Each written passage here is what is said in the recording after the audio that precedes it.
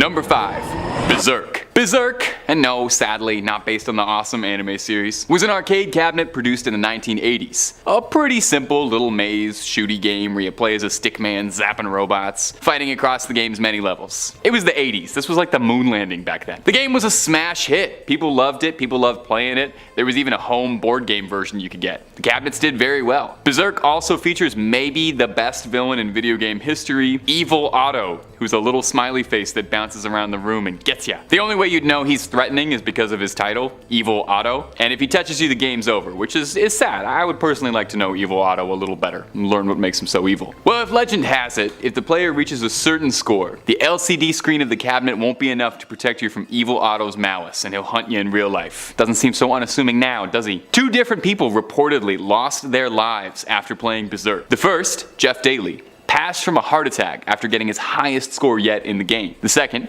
Peter Bukowski, experienced the same mysterious thing, heart attack after getting the high score. Both people were perfectly healthy before, showing no signs of risks, and media started to speculate that the stress of the game had caused this. Evil Otto apparently really gets to people. Autopsy reports showed that there was scarring on their hearts, suggesting that perhaps the game truly was too stressful for the players' hearts to handle. Perhaps it's best that the cabinets have been lost to time. Evil Otto sealed away, smiling for eternity in his digital prison. Hey, liking what we do?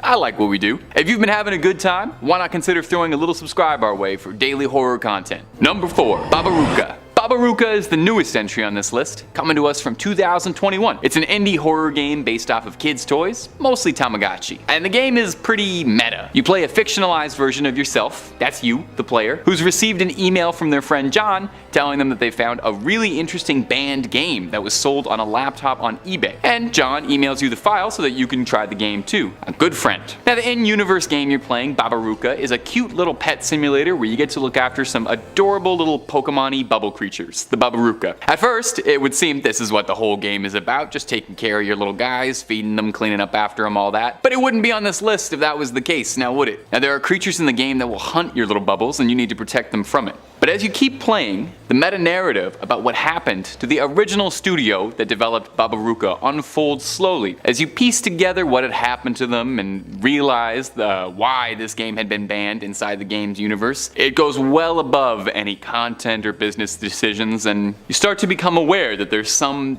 entity inside the game that you're playing. This thing, whatever it is, seems to have its sights set on you, the player, next. It's an interesting idea, definitely, having to beat a game not just to see it through to the end, but to make sure you're stopping an ancient malevolent evil trapped inside the Steam app /common folder and looking to wreak havoc on your computer and you. I don't want to give too much away about Babaruka. It's pretty short, and it's pretty cheap. If you're into inventive little horror games and you've got approximately $3 lying around somewhere, it's on Steam and it's worth checking out. The meta stuff is cool, and can you name me a second horror game based on Tamagotchis? I don't think so. Number 3, Polybius. I've talked about Polybius on this channel before, and I probably will talk about Polybius on this channel again because it is just too crunchy an urban legend for me to resist talking about it. It's genuinely one of my favorite little creepy stories on the internet. There's a half-decent chance Polybius and the legends around it probably inspired 1 or 2 entries on this list. The stories go that Polybius was an arcade cabinet released in 1981, produced by an elusive, mysterious studio named Sinneschlossen, a butchered German translation of the words to lose sense. Polybius wasn't like other arcade games and seemingly wanted something more out of you than just your parents' allowance. The game was similar to Asteroids, where the player plays a geometric shape blasting off against other geometric shapes. Like I said, again, it was the 80s. They didn't know about Apex Legends or Overwatch yet. This was as cool as video games could be. The simple game, though, was apparently so addictive that it would drive people to lunacy. Players were outright addicted to it, unable to think about anything other than Polybius after they played the game, reporting obsessive compulsive thoughts, dreams about the game, constant headaches, unexplained pains, and even going so far as people in arcades would break out into fights over who got to play next. Now where it gets very strange is allegedly the arcade in Portland, Oregon, where Polybius was first tested, would get regular visits from shady men in black suits who would watch the game being played, observe the crowd, take notes, and then leave without speaking to anyone. Now they wouldn't even collect the quarters. Now over the years there have been many attempts to try and track down Polybius and uncover whether or not it is just a decade-spanning urban legend, if it's a government conspiracy to train people or brainwash folks, or if it ever even truly existed. It's difficult because as the legend is so popular and widespread, there's a good amount of fan content out there of people who want to contribute their own way, like people making homemade cabinets or video footage of replications of what the gameplay looks like. Regardless, there's just as many stories online of people who insist they were at that arcade in Portland, Oregon, and have played that fable game and have never been able to stop thinking about it since. Number 2, I'm Scared. Wow, do I love that title. I'm Scared - A Pixelated Nightmare is an indie horror game developed and released in 2016 by indie dev Ivan Zanotti. The game begins with a warning from Ivan himself, apologizing for what the game is going to do to you. The game warns you that it's going to manipulate your computer while you play, and I think way more games should do this, by the way. Start off by making a list of dangerous consequences for playing. Imagine if you booted up League and it told you that your friends were going to stop texting you back. Anyway, take a listen to this excerpt from the opener. This game will try to deceive you as many times as it can. In case something goes wrong, feel free to check the folder in order to report any error. I'm extremely sorry. I didn't really want to do that. Forgive me. Now, as you can probably guess from that foreboding intro crawl, the game is a surrealist experience, being closer to a pixelated nightmare more than a traditional video game. As you play the game, you realize the antagonist of the game isn't just a spooky ghost, but rather you're going toe to toe with one of the game's many glitches that has developed sentience and a personality of its own, and is very intent on tricking you and messing with you as much as possible. The terrifying little entity, dubbed White Face by fans of the game, seems to be having the absolute time of its life scaring you. You, the player, not the protagonist of the game. Like the warning said, I'm Scared will alter files on your computer, write things in your notepad, and all sorts of scary horror stuff to make you feel like you've downloaded something onto the hard drive you can't take back. All in all, it's actually a really cool gimmick and an incredibly inventive little horror game that's not leaving this list without a huge recommendation. I go gaga for any breaking the fourth wall stuff in a video game, like Undertale and all its save file stuff, and putting yourself up against a malevolent entity where the screen isn't enough to protect you. Very cool.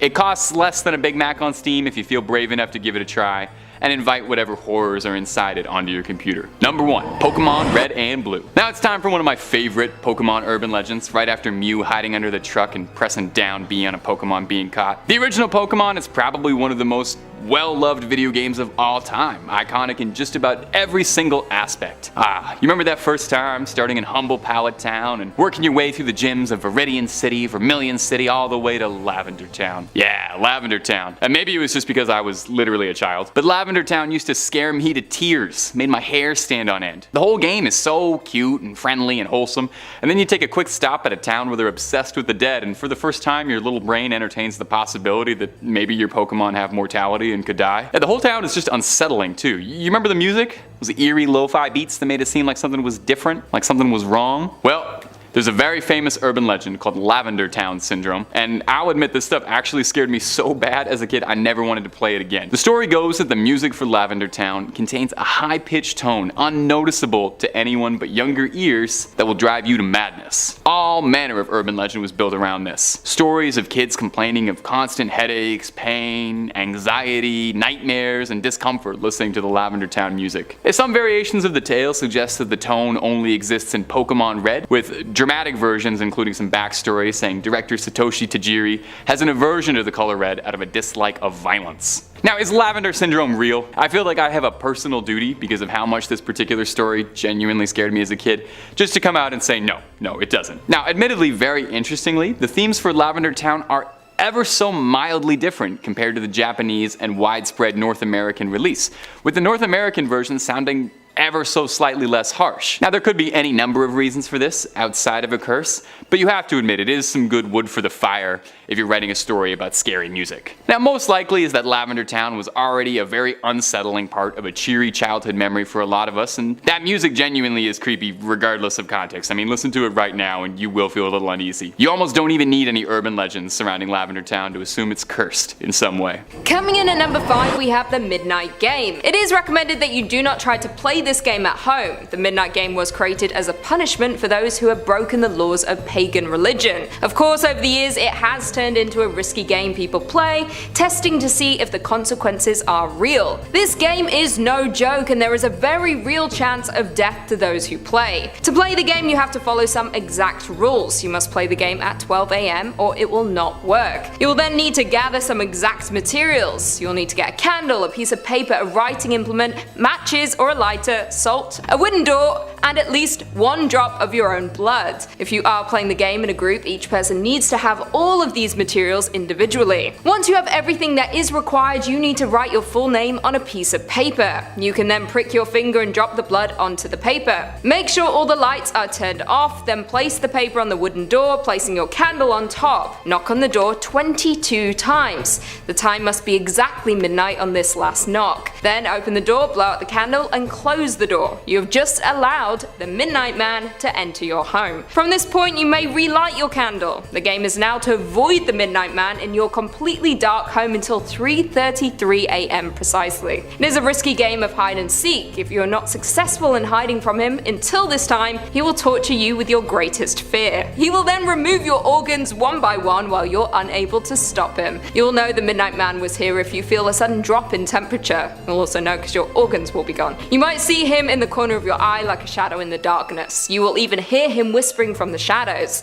If you do manage to survive until 3:33, the Midnight Man will leave your home and you will be safe. If you break any of the rules, like turning on your lights or attempting to sleep, you will have lost the game and maybe your life. Again, I have to stress that you should not play this game. You have nothing to gain, but you might just lose your life.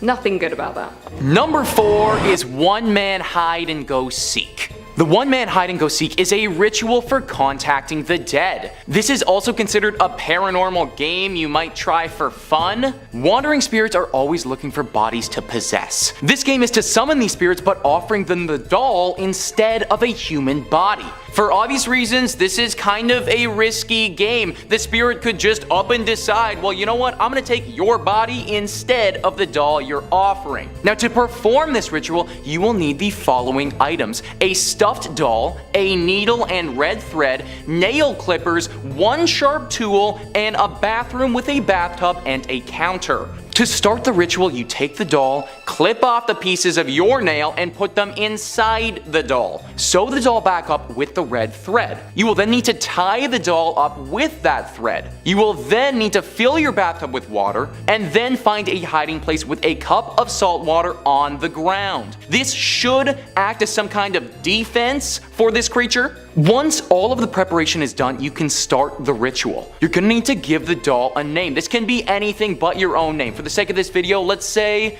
Lucy.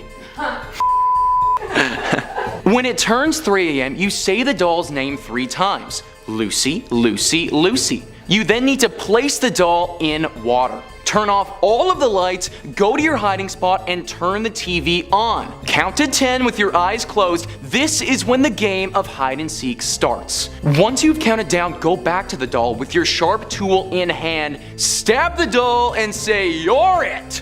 This is a very weird tag. Take the doll out of the bath and place it on the counter. You can now run and hide. You now need to look out for the doll as they will be trying to find you. To end the game, you simply need to say, "I win," 3 times. It might sound like a harmless game, but if something goes wrong, it could be deadly. The soul that finds the doll might not be a happy one, and then you might have created the next Annabelle or Chucky. Alternatively, the soul might come to find the doll, but choose you instead. You could become possessed with no help of being rescued from your new hell. Coming in at number 3, we have Candyman. I think we've all heard of the Candyman game. For anyone who doesn't know, Candyman is an urban legend, or a slave who returns from the dead for revenge. To summon Candyman, you need to look into your mirror and say his name 5 times. Once you have completed saying his name 5 times, you will see him behind you. He will then kill you with his hook hand. Why would you call on him for that? I don't know. The tale goes that Candyman is really a man named Daniel. He worked on a plantation in New Orleans. He He was a talented painter. The plantation owner chose him to paint a portrait of his daughter. Daniel fell in love with the daughter. When the plantation owner found out about their romance, he chased Daniel out of town. Armed with pitchforks, the angry mob caught up to him. They cut off his right hand, covered him in honey, and then threw him into a beehive. A little unconventional way of punishing someone. Before he passed, Daniel cursed the men and vowed to return for revenge. His spirit could never rest from this anger of how he was treated. It is said as he was in pain, the mob chanted Candyman 5 times. This gave him his name. Some people have reported saying the name 5 times and seeing Candyman standing behind them covered in bees. Maybe he chose who to kill and who to spare. Either way, please don't risk it. Number 2 is the Ouija board. The Ouija board is used by paranormal investigators to amateurs looking to contact their loved ones. The Ouija board was created on the spiritual belief that the dead can communicate with the living. This became prominent in the 19th century when people were dying on a large scale. People were searching for a way to connect to the lost loved ones to ask unresolved questions. At first, these boards were sold on every toy shelf, seen as an innocent game to connect with lost spirits. The Ouija board has changed since it first appeared in the stores, but the basics remained the same, with the alphabet listed along the top and the teardrop cursor used to answer the questions. One man named William Fuld believed completely in the board. His company bought the product and were the first to produce them. He claimed the Ouija board often spoke to him. It told him to build a new factory. He would later come to jump from that factory roof, ending his life. The Ouija, the wonderful talking board game, became a cultural staple when it hit the shelves in 1891. It started out as an innocent game. Over time, as more and more people use it, more stories came forward of demonic possessions. The Ouija board over time became an evil and demonic tool. It was pulled from toy shelves. It became the center for satanic groups and rituals. The board started to be feared. Hasbro does still own the trademark to the boards and sells them on a smaller scale. The Ouija board continues to survive and thrive even after public panic, technological advances, and several generations of users who claim it's everything from a connection tool for good to the work of a devil. So, what would you do with a Ouija board? Some people use it to connect with the lost loved ones. Others use it to see if a place is haunted, taking the board to old hospitals or abandoned buildings, hoping to connect to the spirits there. Of course, some use it for satanic rituals, hoping to make deals with the devil. Whatever you might use it for, it's all dangerous. You are opening a door and welcoming in unknown entities. They may pretend to be the loved ones that you're looking for to contact, revealing their true identity once they've latched onto you. It is something you should stay clear from. You could be releasing an evil that no one alive knows how to get rid of. And finally, coming in at number 1, we have Bloody Mary. Bloody Mary is similar to Candyman, but much more terrifying. To understand why you shouldn't summon Bloody Mary, we should first look at her origins. Mary was an accused witch. She claimed to not be, though. She lived secluded in the forest, selling her herbal remedies to get by. The townspeople called her Bloody Mary. They did not dare cross her path. They feared if they came too close to her, then they would be cursed. It is rumored once cursed that cows would go dry in food stores would rot before winter. The little girls of the village started to disappear one by one. No one could find where they had gone. It was like they had disappeared into thin air. Grief-stricken, the family started to search the woods and local buildings. Due to lack of clues as to where the children had gone, the suspicion grew towards Bloody Mary. They believed her magic could have taken the children without a trace. One night, one of the young girls from the village awoke. She started to follow an enchanted song only she could hear. That's very hocus pocus. Her family was woken by this and tried to stop the girl. Unable to restrain her, they followed her. The whole town awoke to see what was going on. One of them noticed a glowing light from the end of the town. They went to investigate and found Mary with an enchanted staff pointing towards the girl's home. When they noticed Mary, she fled. A mob formed and gathered their weapons. One loaded his gun with silver bullets, rumored only these could kill a witch. He managed to land a bullet into Mary. She dropped to the ground. They dragged her to a bonfire tied tied her up and lit the fire. As she burned, she screamed a curse at the villagers, that if she was mentioned aloud to a mirror, she would return to avenge herself. Once she was gone, they investigated her home. They found graves for each of the missing children. She had been using their blood to keep herself young. Since then, if you say Bloody Mary in a mirror 3 times, you'll be cursed by her spirit. You'll become trapped in the mirror. Your soul will burn for eternity as she did while she claims and destroys your earthly body. Her curse is not something anyone should use as a game or risk the consequences of summoning her. Creeping in at number 5, we have Japanese doll. If you've ever looked at a porcelain doll and thought, I don't like that, then this app will give you the heebie-jeebies like no other. The goal of the game is to raise a little cursed doll to its full potential. Why anyone would want to do that escapes me, but hey, apparently this is a very attractive prospect to some. The whole app is in untranslated Japanese kanji, so it can be a little hard to navigate. Thankfully, there are some resources out there that translate bits and pieces for the non-polyglots among us. In order to have the doll evolve, you need to collect candles and play with it. The more you play with the doll, the happier it becomes. You better play with it plenty too, as the last thing anyone wants is an angry, cursed doll. As it grows, weird stuff starts happening. It claims to be a real child who at one point was in their mother's womb. In this case, the mother is whoever's playing the game. It could be you. If you manage to grow it to a certain point, it starts to look like a real doll instead of a haunted potato. But then, something changes. The doll claims something is inside of it and that it's in pain. The porcelain on its face cracks and it takes on an aged appearance. Then it goes into full demon mode. Undergoing many transformations, this doll is just about the creepiest thing I've ever seen. Eventually it grows multiple heads and gives you, mother, a choice. You can tolerate and accept the doll, refuse to take care of it, kill it, or embrace it. They all lead to different malformations and mutations, all of which are terrifying. Even being nice to the doll leads to some horrifying conclusions. And of course, some dialogue options let you know that the doll will be with you everywhere, forever, even after you close the app.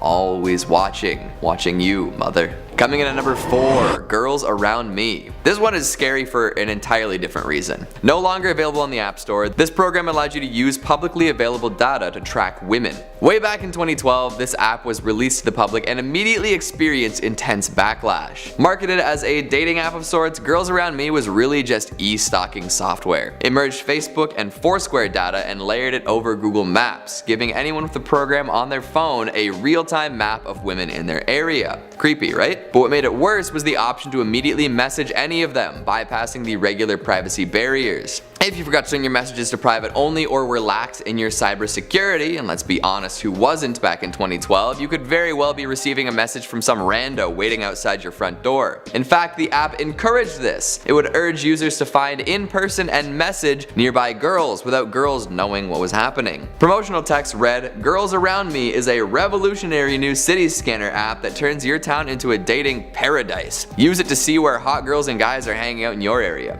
View their photos and make contact." It wasn't like a dating app where you had to sign up in order to be added to the roster. If you had any sort of internet presence, your name, age, photos, and recently visited locations could be collected and exhibited by this app. I can only imagine what the wrong person would do with information like this. Coming in at number 3, Eat, the Revolution. I don't actually know how to explain this one. It's creepy, it makes me uncomfortable.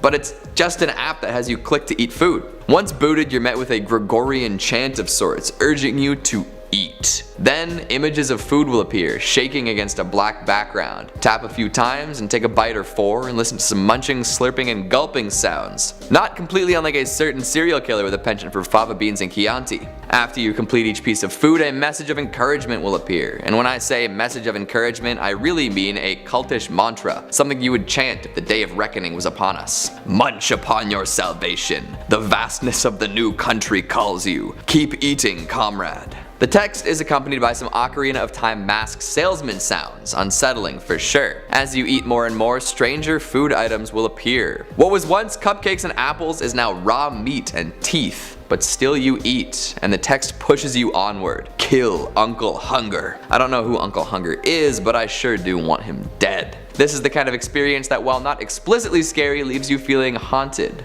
watched. I can't seem to shake the feeling that someone is peering down upon me as I eat, smiling contentedly. I am part of the food revolution. Coming in at number 2, we've got Like Patrol. Another stalkerish app, but this time more modernized. Girls Around Me almost seems to be a prototype for an app akin to Like Patrol. This is a scraping app attempting to revive some of Instagram's creepiest features. After the following tab was removed because, you know, it was being used by creeps, Like Patrol stepped up and encouraged people to spy and stalk their friends and lovers on social media. Stalkerware, baby, welcome to the future. It scrapes people's data without their consent, monitoring the activities, compiling the data, and sending it to users in a report. The founder wants folks to use this data to keep a watchful eye on their relationships. New guy, new girl? What are they up to on Instagram? Reads the app's website. Oof, how insecure can someone be? And sure, people are insecure, but this is a kind of insecurity created by social media and now is being exploited by tech developers. All in all, it's a very comprehensive way to watch what anyone is doing without them ever knowing. This all flies in the face of Facebook's policies, which is why it got taken off the App Store. Even if you claim that the app itself is harmless, it's easy to see how people could abuse it. People could track location data, see people's contacts, look at call logs, and read messages, all to later be used against the owner of the phone. Surveillance in relationships like this can be used to make things worse for the person with less power. Even strangers could scrape your data. Not something that I'm entirely happy to hear. And finally at number 1, Merriam. So we've discussed apps that are scary and apps that are stalkerish, so who's ready for one that combines all the above? Enter Merriam. This Saudi-produced online horror game is concerning to authorities and social experts throughout the UAE. It's all about a lost child who players are supposed to guide home. While there are scary audio and visual effects, the game also collects personal and private information from the players. The info is then used to scare users even more. The in-game child will ask you personal questions like where do you live and what is your Facebook account. There are even political questions asked, where players are quizzed on their opinions concerning the Qatar diplomatic crisis. The game retrieves photos from social media as well as confidential information on people's phones. While the developer defends these features, claiming that nothing is saved, police have warned that this could be used to fish for information. All of this technological uncertainty paired with a game that feels very haunted culminates in an extremely disquieting experience. Play at your own risk.